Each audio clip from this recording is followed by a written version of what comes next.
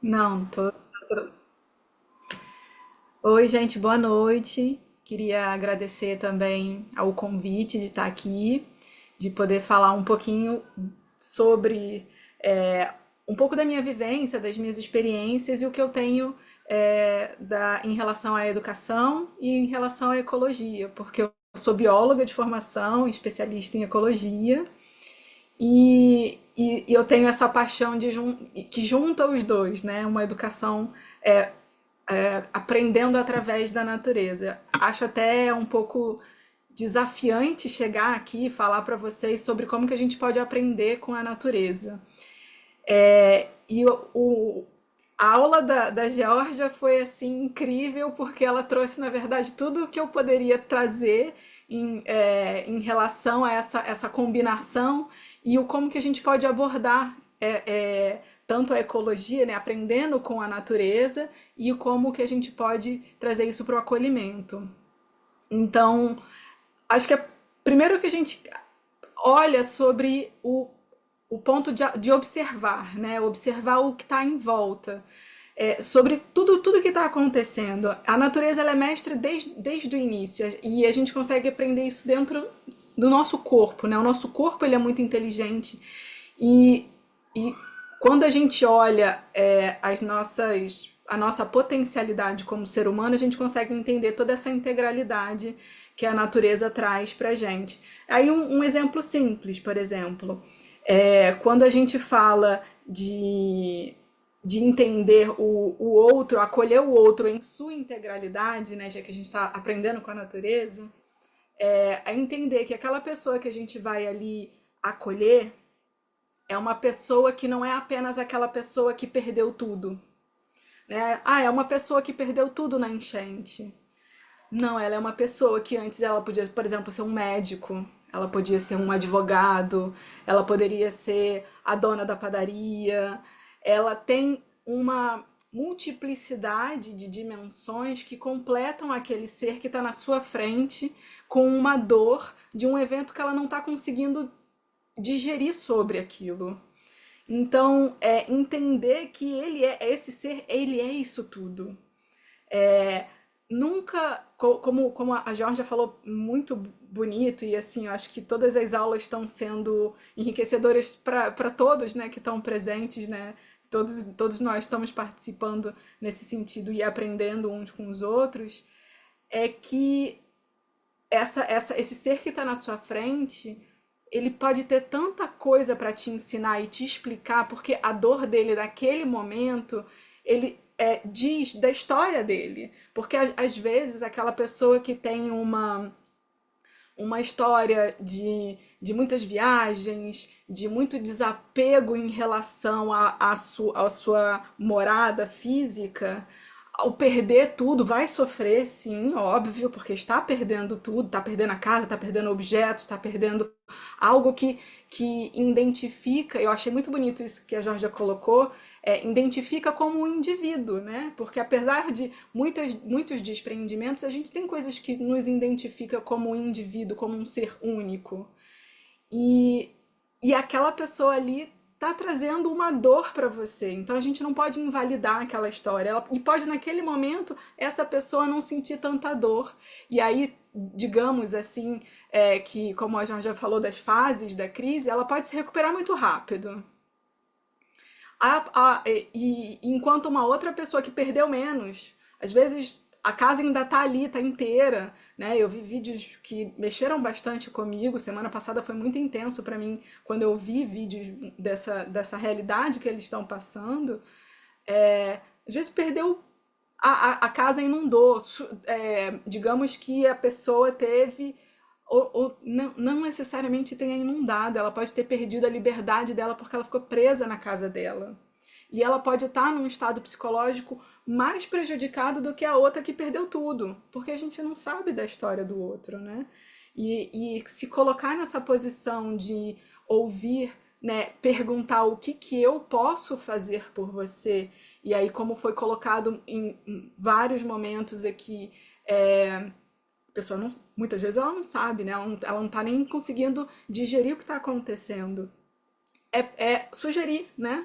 sugerir, perguntar o que que ela é, de repente, tá? Se ela quer um copo d'água, se ela quer alguma coisa, e aí começar a observar o que que você pode trazer para ela que traga aquela identidade de volta, ou que ela se veja integral em alguma parte dela, né? Que aí é um desafio. Uma outra coisa que eu acho muito interessante da visão ecológica, né, da natureza, é que eu moro no Rio de Janeiro, né? Falo com vocês do Rio de Janeiro.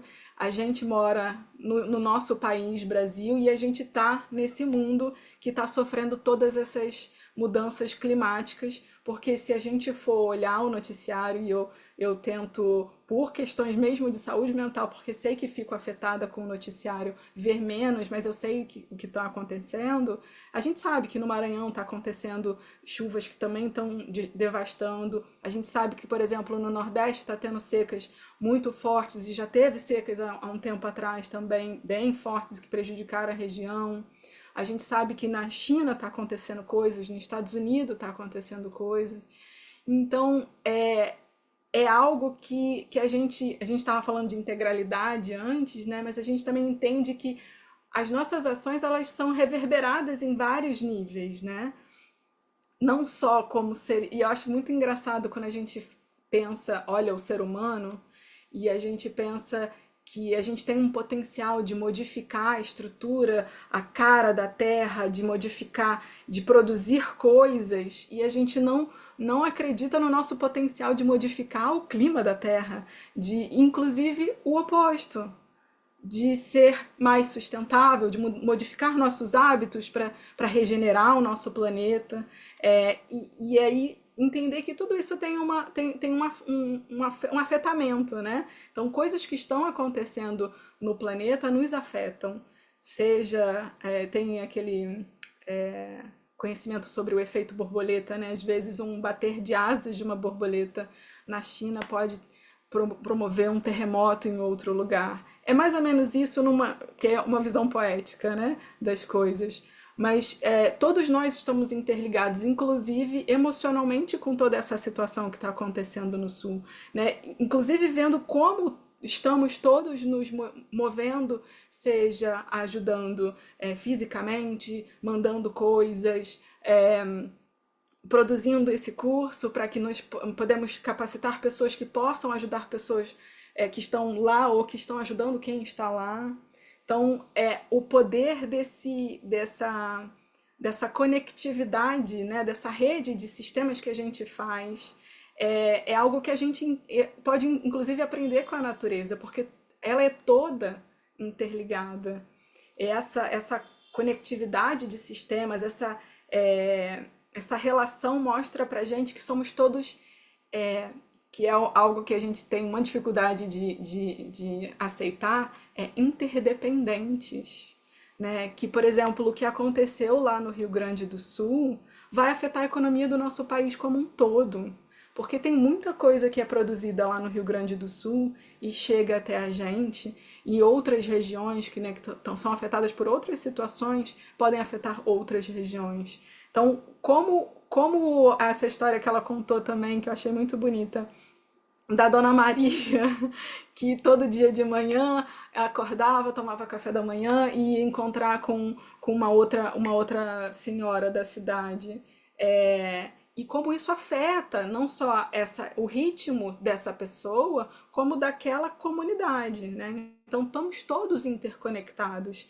E sim, às vezes a perda pode ser uma pessoa que tem uma família, que todos estão bem, mas perdeu um amigo, e isso pode também trazer uma emoção devastadora para aquela pessoa.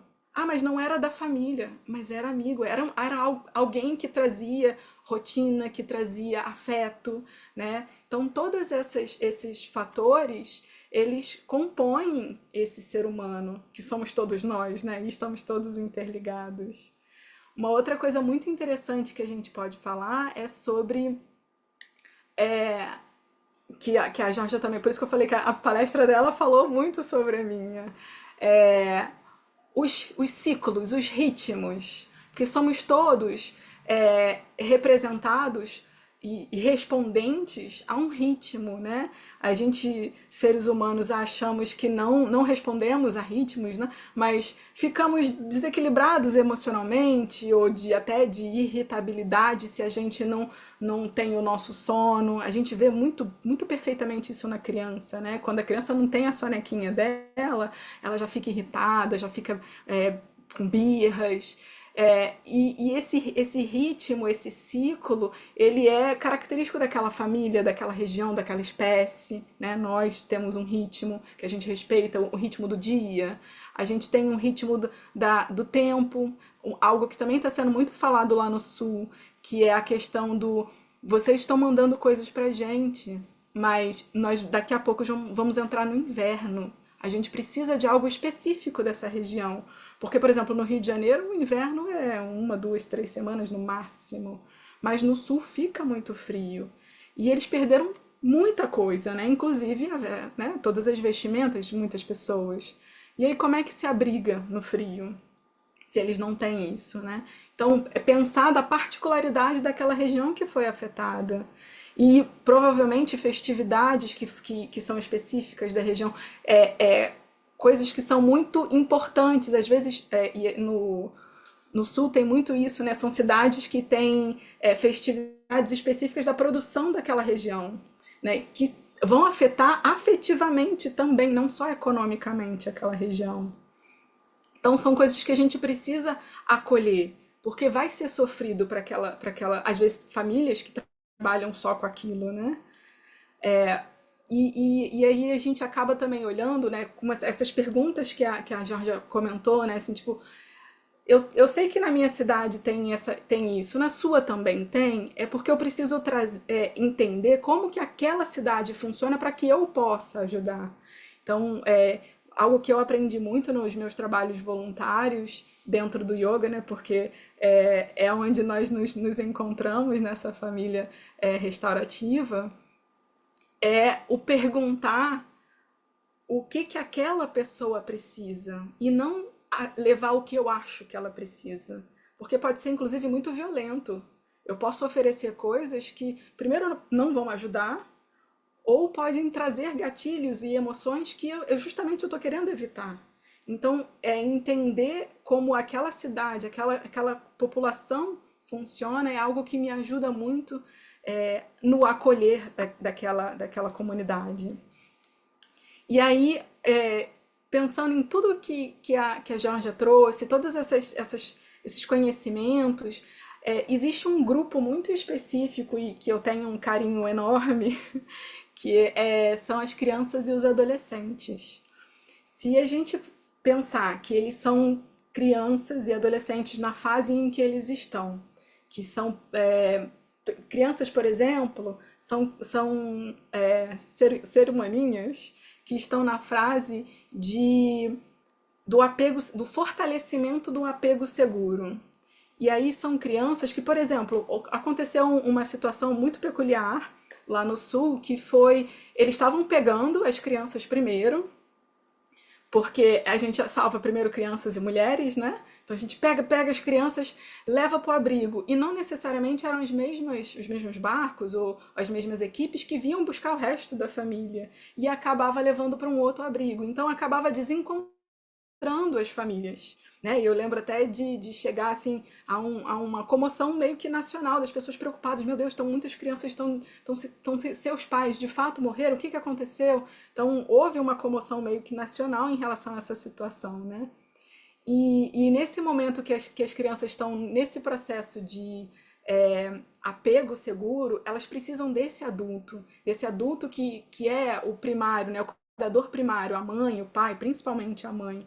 Às vezes estão nesse processo de tirar ela desse primeiro cuidador, ou às vezes o cuidador não está mais ali, né? Porque infelizmente a enchente levou.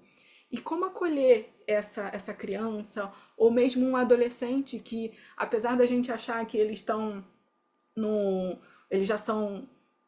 Eles já entendem o que está acontecendo, a gente não pode assumir isso, porque é, a gente pode entender fatos, mas a gente tirou uma rotina, a gente tirou a identidade local. Adolescentes precisam desse momento de turma, de procurar a sua identidade como um indivíduo e um indivíduo dentro de um grupo. E aí você tira esse momento justamente que ele está nesse processo.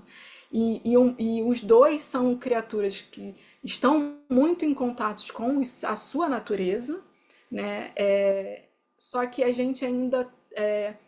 Só que os dois estão também num processo de se conhecer na sua expressão.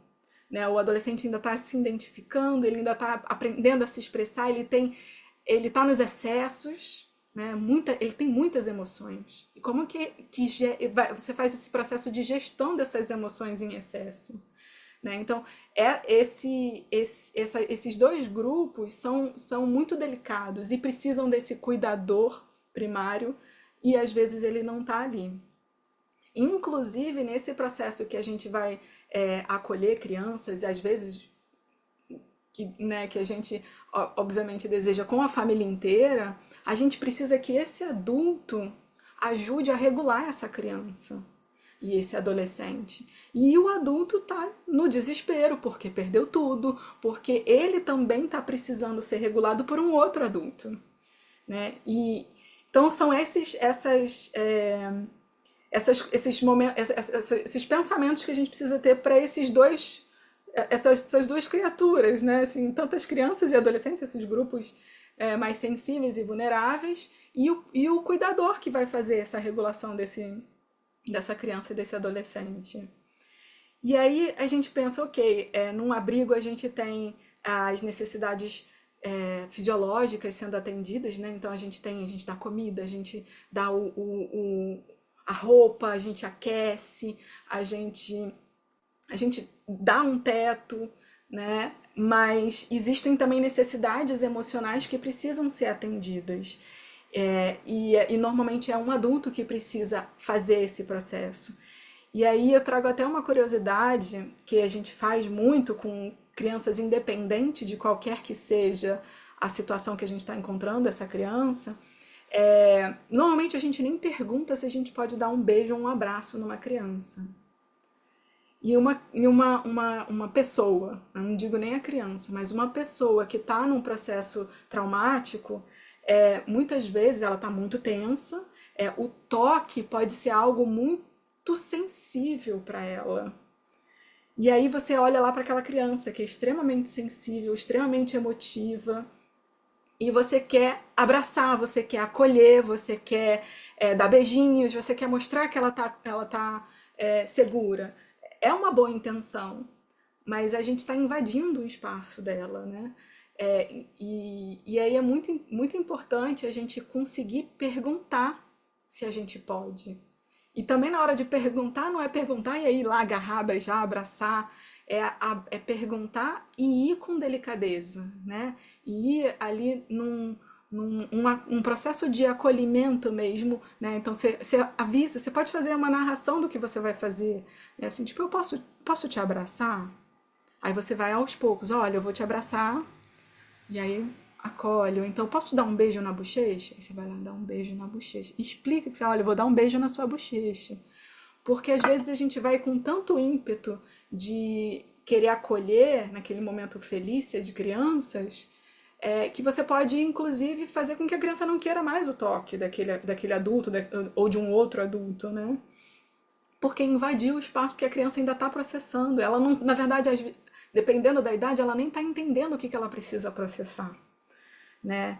E uma coisa também muito importante é o processo do como eu faço para então o adulto, que eu fico trazendo o adulto porque ele vai precisar fazer parte desse processo com as crianças. Vai ser interessante crianças interagindo entre crianças, então é interessante que, por exemplo, tenha um adulto, um educador ou um adulto que consiga fazer esses processos mais educacionais de juntar o grupo de crianças a um grupo de adolescentes. Adolescentes vai ser então mais difícil, né, por causa desse processo de acolhimento porque o próprio adolescente já tem uma resposta de se engolir, né? De se fechar e não querer falar e às vezes expressar aquela necessidade não atendida dele através da revolta, da raiva, né? E como acolher esse momento, né? E muitas vezes nesse processo, quando você é, vai tentar falar com essas pessoas que estão em processo de trauma, né? E é um trauma que não é um trauma, um evento e acabou, né? Porque as chuvas ainda continuam, ainda tem regiões que estão alagadas, e tem regiões que antes protegidas podem começar a entrar em risco. Então é um evento que está perdurando, né? Então acolher, que é algo que a Georgia comentou, é com responsabilidade da volta, né? Do compromisso que você pode estar ali no dia seguinte e falar, olha aqui eu de novo para eu estar com você, para a gente poder conversar, porque com criança a gente precisa fazer vínculo. Não só com criança, com todos, né? Mas existe um vínculo de confiança um pouco maior que a gente precisa conquistar com a criança e com o adolescente. E algo que foi falado, né, que é muito importante para os abrigos, é a rotina. Saber que tem uma rotina, que é naquele dia eu vou acordar, eu tenho atividades que são necessárias, sejam para atividades diárias, do banho, da hora de comer, do onde eu vou dormir, né? Essa rotina é muito importante porque rotina traz segurança e todos precisam de segurança. E uma coisa que eu queria trazer também em relação às crianças e os adolescentes, mas que eu vejo que pode ser até um pouco mais difícil para os adultos, mas que porque a natureza das crianças é o brincar, é a arte. Quando você traz a, brincadeiras, você tá tanto o pintar, o desenhar, que aí tá mexendo com algo que é interno, porque às vezes crianças muito pequenininhas, elas não têm ainda, elas não conseguem verbalizar o que elas estão sentindo, né? Mas elas conseguem se expressar pintando, elas conseguem se expressar fazendo massinha e aí, mas Letícia não tem recurso para materiais. Mas a gente também tem a natureza, né? A gente tem a terra para trabalhar, a gente tem plantas ao redor que podem, né, trazer, inclusive, memórias afetivas para a brincadeira. E aí isso vai trabalhar o interno. E outras brincadeiras que movimentem o corpo, porque extravasar também pode ser algo que vai te dizer muita coisa. Por exemplo, um jogo de bola, um jogo que eu possa. Um jogo só de jogar a bola um pro outro, vai ter criança que, por exemplo, que não quer jogar, que não quer participar. Vai ter criança que ela não quer dar a bola. Vai ter criança que não vai querer receber a bola. Então, isso já diz muita coisa de como estão as emoções das crianças naquele momento e como o que você pode oferecer ao você observar cada uma das crianças naquelas brincadeiras. Às vezes as crianças se expressam com música.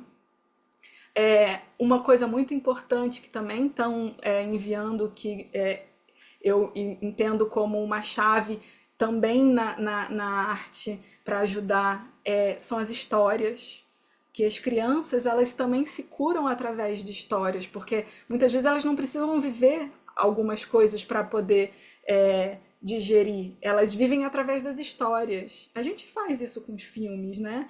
De se adentrar, a gente se apaixona por atores pensando naquele personagem, nas novelas. Faz, trabalha emoções, né? Quando a gente está ouvindo uma história. E aí, nesse momento, é muito importante a gente cuidar que história a gente vai contar. A gente não pode contar nesse momento histórias do tipo vai ficar tudo bem no final, né? Assim, aconteceu uma enchente, vai ficar tudo bem no final, porque a gente não pode prometer isso, né? Então tem que cuidar, tem que fazer uma curadoria, mas essas histórias que eu digo que são histórias curativas, né? Existem histórias e muitas histórias são curativas. E histórias, às vezes, até que você pode pedir para as crianças trazerem para vocês, porque essas histórias têm memórias afetivas que podem ajudar a curar. E às vezes, inclusive, trazer o adulto para contar a história, porque as crianças às vezes têm esse hábito, antes de dormir, ouvir uma historinha. E isso pode ajudar essa criança que tem esse hábito e as outras que estão ouvindo também. Então a rotina é algo que ajuda muito, a arte é algo que ajuda muito. É, uma outra coisa é essa que a gente falou, né? A rotina, não só a rotina do abrigo, mas a rotina da pessoa que está indo ajudar também acontecer, porque ela vai criar esse vínculo. Não se preocupem, ou se preocupem, vai ter apego, né? Porque você está trabalhando com seres humanos e se não existe o apego, tem alguma coisa errada.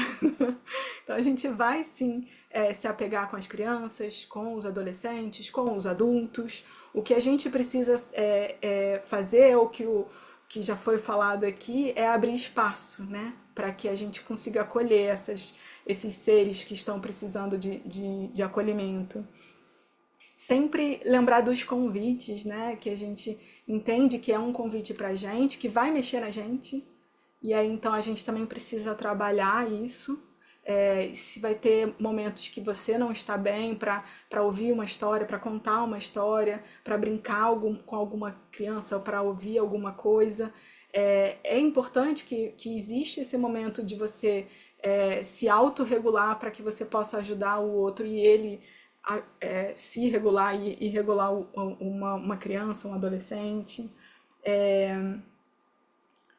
Eu gostei muito do que a Georgia colocou, eu até escrevi aqui no meu papel, sobre o cuidado do abandono, mas o que serve para mim pode também não servir para o outro. Né? Acho que trazer esse olhar para tudo. Ah, porque, mas para mim funcionou muito quando aconteceu comigo. Eu tive uma experiência de trabalhar com crianças que sofreram com uma chuva que acabou com um bairro, e eu posso trazer inúmeras coisas que aconteceram comigo, inclusive que como cuidadora das crianças, como uma educadora que ia lá e acolhia as crianças e fazia elas entenderem mais sobre o lugar delas, elas inclusive traziam pessoas mais velhas para a gente conversar. É uma experiência que eu tive e como essa pessoa, né, que estava indo. E também entrei em trauma. Eu lembro de ir toda vez e ir chorando, porque eu não entendia como crianças estavam naquela situação. E chorava copiosamente, tá? Chorava, chorava, chorava, chorava, chorava. Chegava lá, assim, ainda meio com os olhos inchados, arrumava o rosto, e aí, não, pra mim, não tinha melhor situação do que ser recebida por elas na porta, que eu atendia elas na escola, na porta da escola, gritando: ela chegou, ela chegou, ela chegou. E óbvio que eu criei vínculo com elas, e óbvio que eu mantive contato por um tempo, mas também sabia que tem um espaço, né, que você tem que dar para que elas se libertem do que aconteceu também, né? Então acho que mais ou menos o que eu queria trazer, Mila, acabei falando tudo e mais um pouco, e eu espero que vocês tenham gostado do que eu trouxe. Maravilhosa sempre, sempre, como sempre. É muito bom de escutar. Eu vou dar uma continuidade em 2 minutinhos só que eu tenho prometido para vocês na questão de primeiros socorros, assim, bem prático mesmo. Completamente dentro do assunto que as meninas trouxeram hoje, tá? Então, de forma prática, comportamento. Chegamos num lugar, estamos indo a um lugar, que seja um abrigo, que seja um centro comunitário, uma paróquia. É, primeiro passo, Mila, a gente não falou sobre isso no curso ainda. Procura encontrar quem é a pessoa responsável pelaquele local. Tá? Quem é a pessoa que está responsável aqui por esse local? Ah, é o padre tal, é a coordenadora tal, ou é aquela moça lá que tem um papel na comunidade, ou é esse aqui que pegou e está coordenando aqui esse local, essa universidade, enfim, onde essas pessoas estão. Primeiro, encontrar quem é essa pessoa, tá? Entender o funcionamento desse lugar espacial, desse espaço todo. Onde estão as pessoas, de onde vieram essas pessoas. Aqui tem já alguém que sabe se eu precisar de encaminhar uma pessoa ou outra que eu acolher para um médico ou para um psicólogo, eu tenho já essas informações. Se não tem, a gente precisa ir atrás e com um bloquinho na mão. é muito o que o Ronaldo falou, eu vou improvisar, eu vou aprender. Então a gente não vai chegar num lugar e vai ter uma fila com pessoas aguardando a gente para o acolhimento, e já vai ter dali uma pessoa que vai ser nossa secretária para ajudar a ir até o CAPS, nada disso. Dificilmente.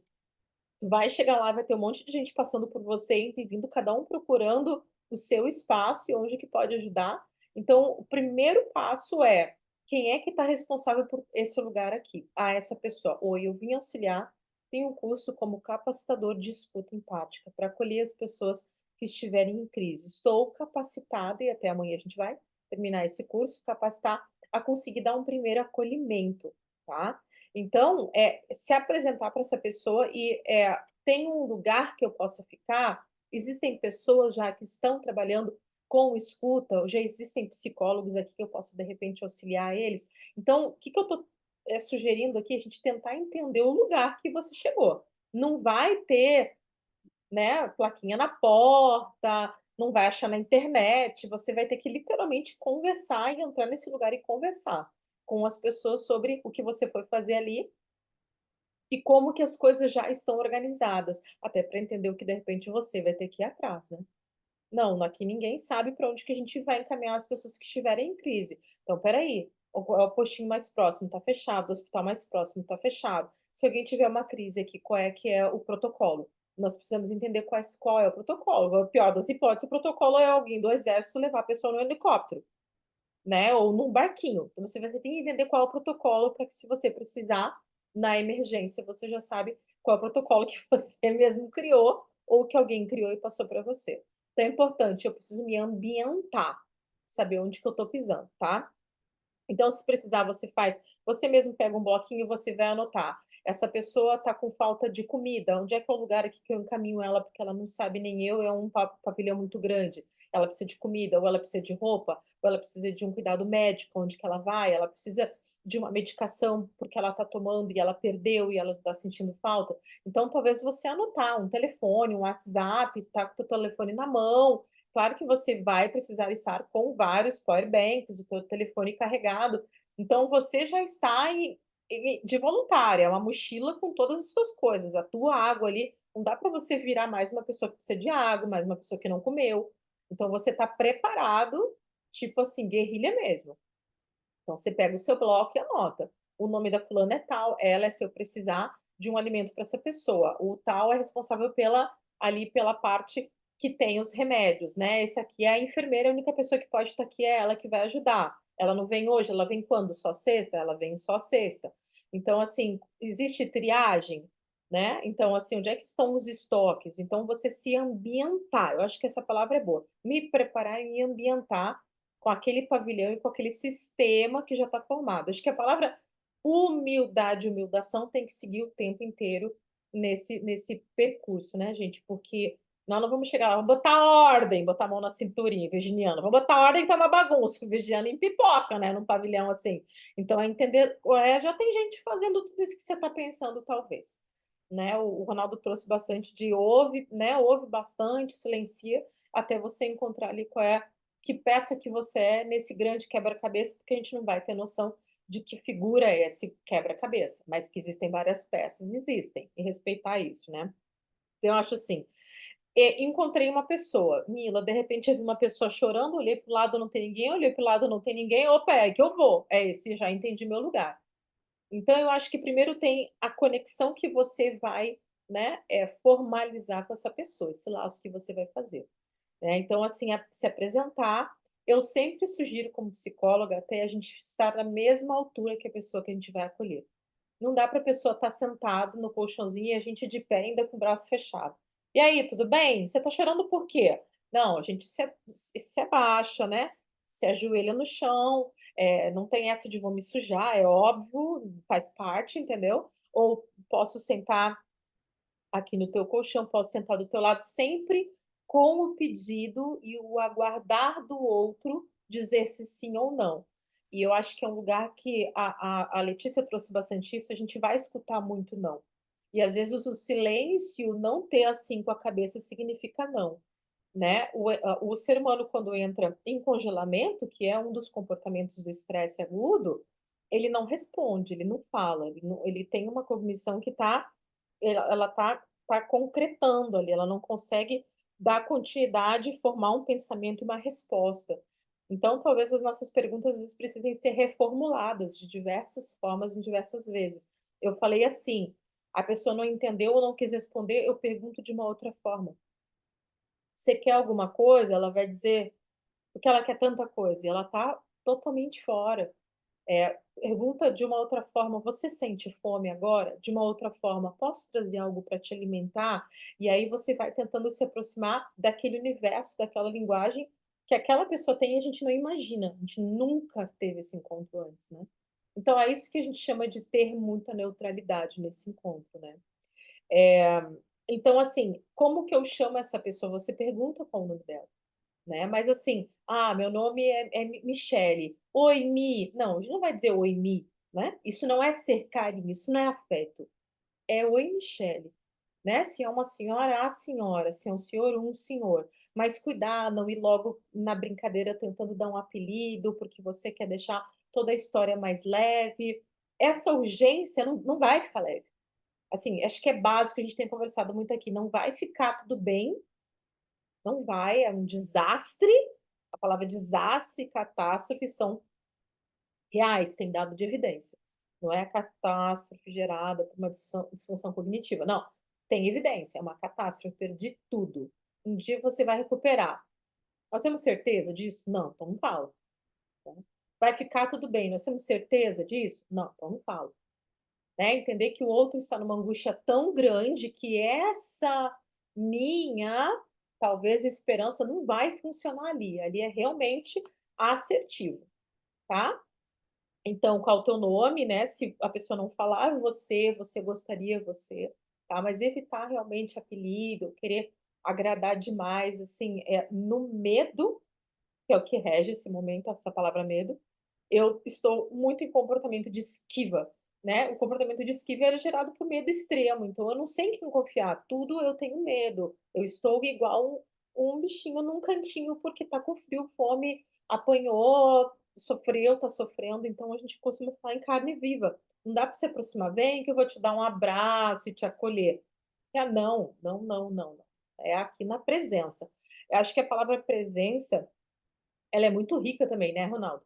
"Eu estou aqui por você", eu gosto muito dessa frase. A pessoa começa a confiar em você como ela começa a te ver. Patrícia falou ontem, se você prometer: "Eu vou ficar aqui com você, eu vou estar sempre te acolhendo", não some. Se você dizer que vai amanhã eu volto de novo, estou aqui às 14, a gente pode conversar de novo, volta no outro dia às 14, isso é muito importante. Porque aquela pessoa pode ter iniciado um processo de criar um laço com você, ela vai estar te esperando.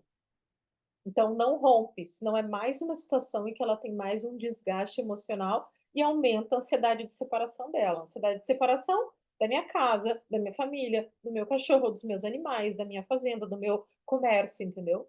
Então, o mínimo que eu tenho de aproximação de um afeto, você faça se possa manter. É importante.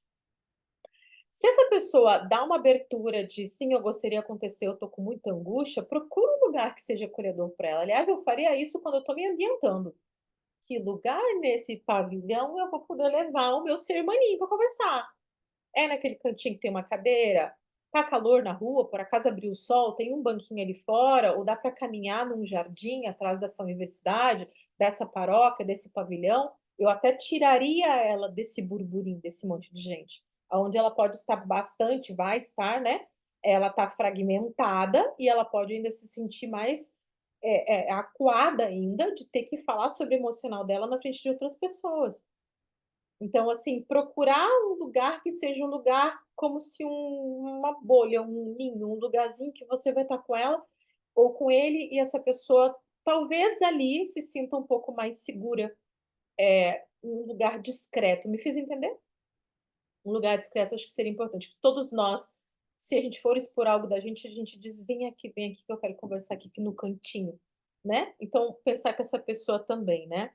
Sempre o olhar direcionado aos olhos dessa pessoa. Não faça o acolhimento com ela tentando ver qual vai ser o próximo. "Não, espera aí, eu vou te ajudar", tentando chamar alguém. "Não, eu vou te ajudar", e deixando ela ansiosa e angustiada, porque você não está sabendo o que fazer. Eu vou saber o que fazer se eu me preparei lá na ambientação, nem que leve 1 ou 2, 3, 4 dias, eu entender todo o esquema daquele local ali que eu tô indo participar, tá, com a minha presença. Então sempre olhando nos olhos, tá, não cruzar os braços, então eu tô conversando com a pessoa, eu boto o braço para trás, eu cruzo na frente, eu coço o cabelo, eu pego o celular, nada disso. Tá? Você pode estar com as mãos assim, você pode estar sentadinho perto dela com as mãos assim, não bota a mão no joelho da pessoa também, tá? A gente fala bastante nos nossos cursos que as nossas práticas de acolhimento, seja pelo yoga, meditação, tai chi, o que for, quando ela é um pouco mais invasiva, ela se aproxima muito do ser humano, a gente tem a tendência a achar que o toque, todo mundo quer ser tocado, todo mundo aceita um abraço, todo mundo gosta de uma mão no ombro. Não, muitos de nós já sofremos diversos tipos de traumas na vida. Trauma não existe só o de assédio, de abuso, né? Mas, e muitos sofrem com violência física. Então, o toque vai ser sempre no primeiro momento, né? Um comportamento do outro em minha direção que me traz o comportamento de esquiva. Então, essa pessoa, ao invés de ficar feliz que você está botando a mão no joelho dela, ela pode estar pensando: o que que ela vai fazer agora com essa mão? Qual é o próximo passo? Já não confio mais nela. Então, eu vou sugerir em catástrofes, em crises, assim, a gente não encostar numa pessoa, a não ser que uma pessoa diga: eu tô muito triste, e venha para perto de você, eu tô desesperançosa, eu tô em luto, não sei o que fazer. Aí sim, você bota a mão nos 2 ombros, olha bem pro olho da pessoa e diz: eu tô aqui por você. Ainda mantendo né, um distanciamento, porque a pessoa está aos poucos confiando em você.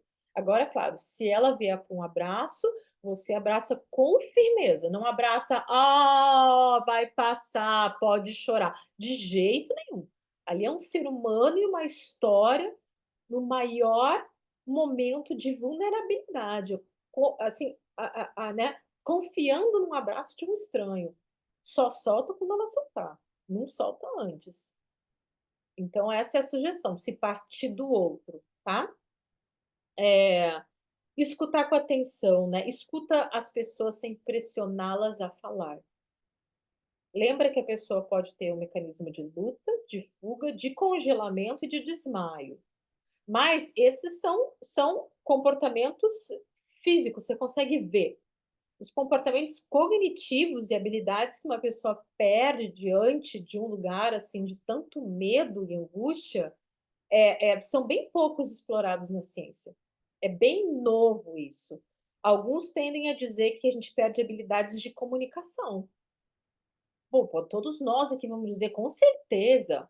A gente já passou algum medinho na vida, ou algumas de nós até trauma, e a gente sabe que a gente não consegue falar, não consegue gritar, não consegue se comunicar, às vezes não consegue pedir ajuda, né. Então a comunicação, eu acredito sim que é uma das habilidades que a gente totalmente tem ali um prejuízo.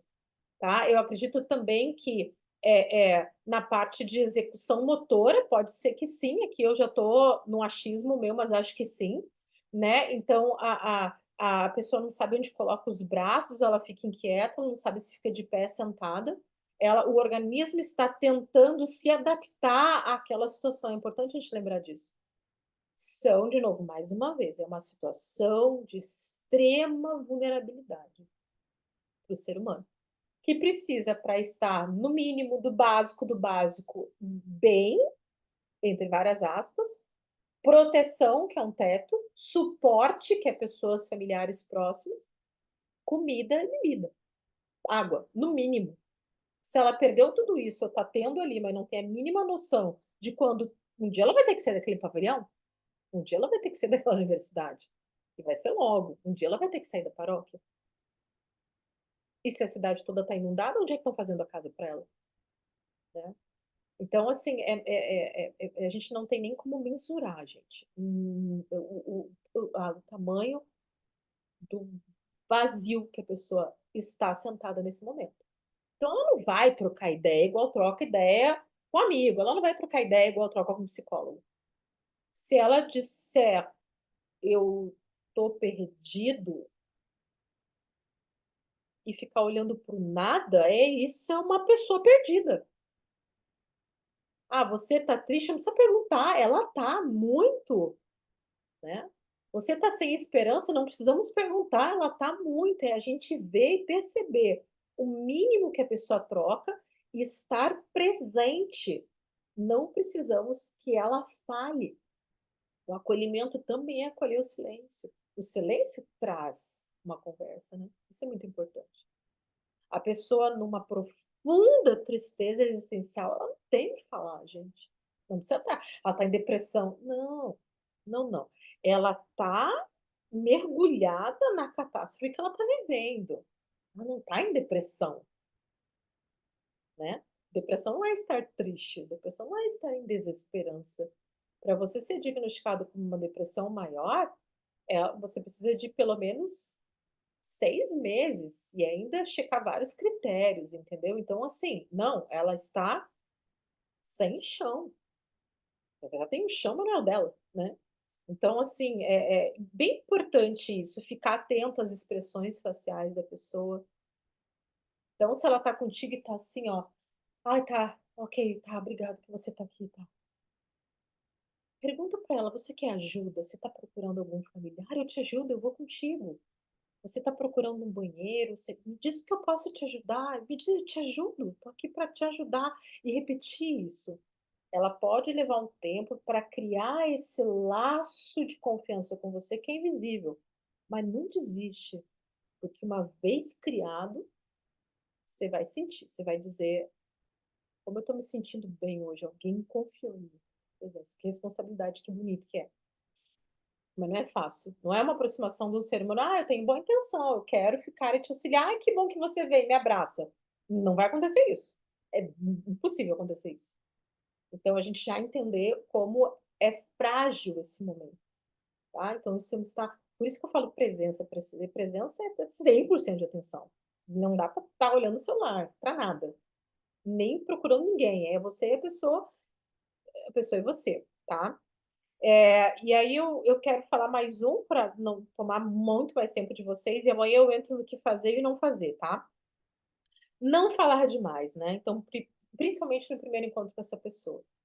Então, procurar muito mais escutar ela até esse silêncio. Escutar o comportamento dela. Olha que interessante eu falar, escutar o comportamento dela.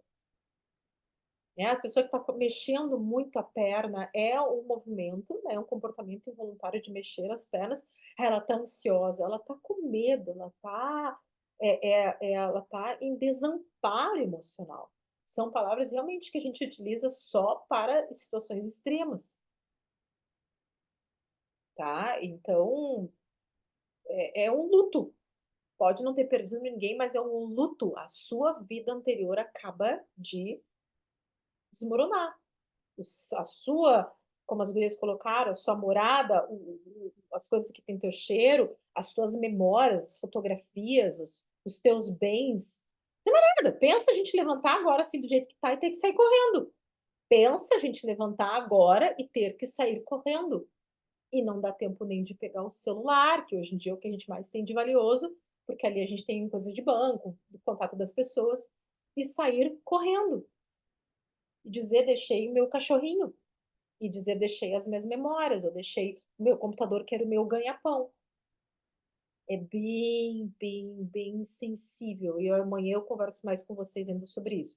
Mas eu acho que ficou clara a questão de se ambientar para onde eu estou indo, entender todo mundo que está ali, os papéis, respeitar esses papéis, deixar claro qual a tua intenção, ter um protocolo, né? Então eu tenho uma pessoa que começa a gritar e dizer eu estou me sentindo mal, eu estou passando mal, eu estou passando mal, eu quero tirar minha vida, e começar a abrir os olhos e começar a se movimentar muito, você não vai chamar, ei, SAMU, tem alguém aí com uma camisa de força, vem dar um mata-leão, não. A gente tem que entender, não. Eu vou te levar já para ser acolhido com uma pessoa.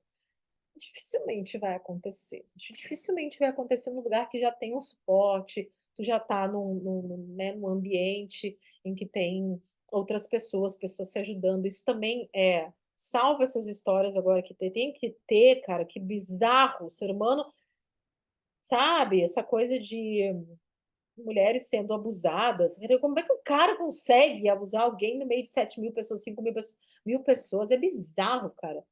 É complicado isso, pelo amor de Deus, sabe? E Enfim, assim, eu penso nos lugares em que tá tudo fluindo com a graça divina, sabe, que você sente o coletivo e você vê que tá bem, diz: "Espera aí, deixa eu ajudar agora a montar mais camas". Então eu tô ainda numa miséria, tô destruído por dentro, mas o coletivo, essa energia coletiva faz com que: "Espera aí, eu posso ajudar na cozinha também", né, acho que aconteceu muito no teu abrigo, né, Ronaldo, as os próprios, não sei se você chama de usuários do abrigo, você chama de usuários, frequentadores, né?